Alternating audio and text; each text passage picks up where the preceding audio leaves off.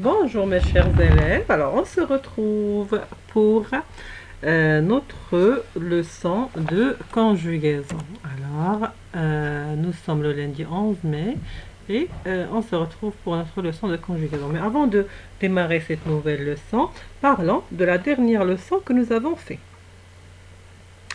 C'était les verbes du deuxième groupe. Alors, la dernière leçon de conjugaison que nous avons fait ensemble, c'était les verbes du deuxième groupe. Et qu'est-ce qu'on a dit? On a dit que les verbes qui se terminent par ir, d'accord, et qui forment leur présent de l'indicatif en issant, sont des verbes du deuxième groupe. C'est-à-dire qu'il y a deux conditions pour faire partie du deuxième groupe. D'abord, se terminer par ir, à l'infinitif, et former le présent de l'indicatif en issant avec nous.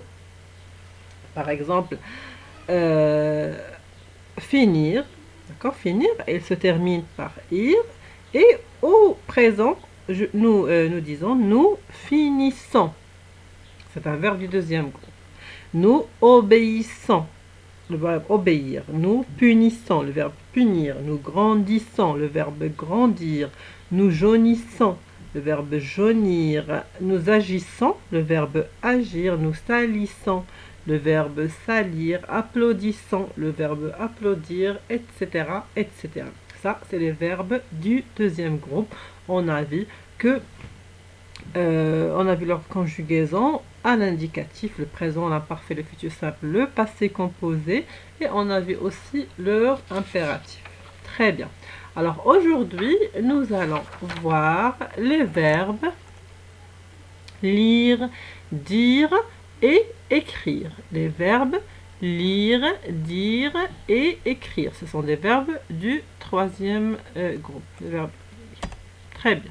Alors, observons ces phrases. Observons ensemble ces phrases. Monsieur Crayon nous dit d'observer ces phrases. Aujourd'hui, les élèves lisent, disent et écrivent des histoires. Aujourd'hui, les élèves lisent, disent et écrivent des histoires. Demain, les élèves liront, diront et écriront des histoires. Et l'année dernière, les élèves lisaient, disaient et écrivaient des histoires. Observons bien ces trois phrases, ou bien cette même phrase à trois temps différents. Alors, dans les phrases ci-dessus, quels sont les verbes? Quels sont les verbes? Alors, c'est une question facile puisque moi, je vous les ai mis en une couleur différente. Alors, les verbes, c'est lisent, disent, écrivent, ou bien liront, diront, écriront, ou bien lisez, disez, écrivez.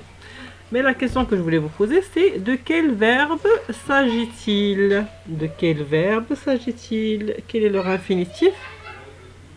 C'est les verbes lire, dire et écrire. Très bien, c'est les verbes lire, dire et écrire. Alors, aujourd'hui, on va voir le présent de l'indicatif pour ces trois verbes.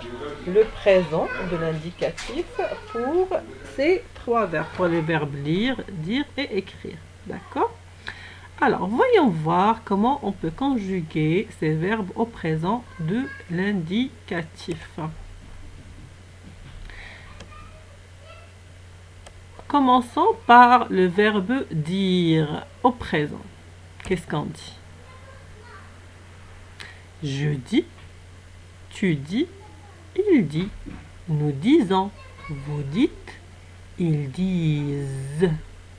Je dis, tu dis, il dit, nous disons, vous dites, ils disent. Ça, c'est le verbe dire au présent de l'indicatif. Voyons voir le verbe écrire au présent aussi. Qu'est-ce qu'on dit? J'écris, tu écris, Il écrit. Nous écrivons. Nous écrivons. Nous écrivons. Vous écrivez. Ils écrivent. Ils écrivent. D'accord? Très bien. Et attention, bien sûr, à vous dites. Il n'y a pas EZ. C'est ES. Vous dites attention au verbe dire au présent de l'indicatif. Il nous reste le verbe lire au présent. Qu'est-ce qu'on dit?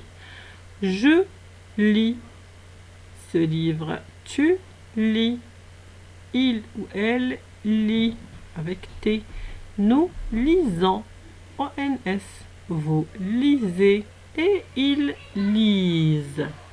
Ils lisent. Voilà, c'est ces trois verbes conjugués au présent de l'indicatif à apprendre par cœur, bien sûr, à apprendre par cœur avant de passer aux autres temps de l'indicatif. C'est-à-dire que la semaine prochaine, on va voir le futur et l'imparfait. Le futur simple et l'imparfait. Très bien. Ce sera tout pour aujourd'hui. Merci de votre attention et à la semaine prochaine pour les autres temps de l'indicatif, comme je viens de dire. Merci les amis.